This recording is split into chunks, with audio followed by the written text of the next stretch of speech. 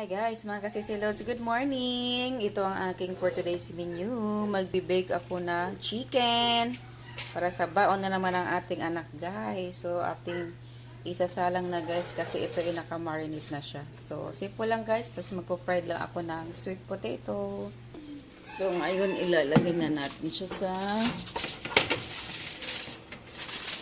oven guys. So, siguro mga 1.5 hours.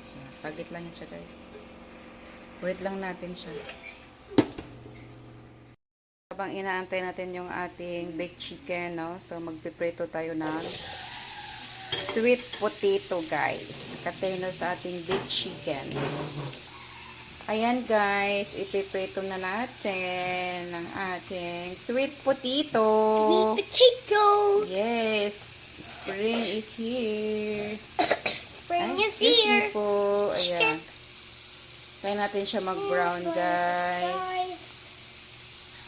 Ayan, guys. Luto na yung ating baked chicken. Ayan. Oh, ang sarap ng itsura, guys. Ayan. Tsaka yung aking pina-fried na potato.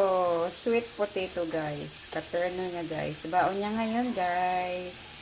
Sa school. So, ayan. Malapit na siya maluto. At luto na yung ating baked chicken. So, magpiprepare na tayo ng kanyang baon, guys. Kanyang school lunch. So, ito pwede na siya. Tanggalin ko na siya, guys. So, ayan, guys. Tapos na ako magluto, guys. Nakapag-bake ako ng chicken. Tapos na din siya, guys. At na-slice ko na siya. Naglagay na ako dito sa kanyang school lunch box. At saka yung kanyang fried sweet potato guys. At saka ayan kanyang fruits. Orange mandarin, saka pearls, saka rice. Ayan lang guys yung kanyang baon for today. Kanyang lunch, school lunch. Thank you guys for watching. Bye bye.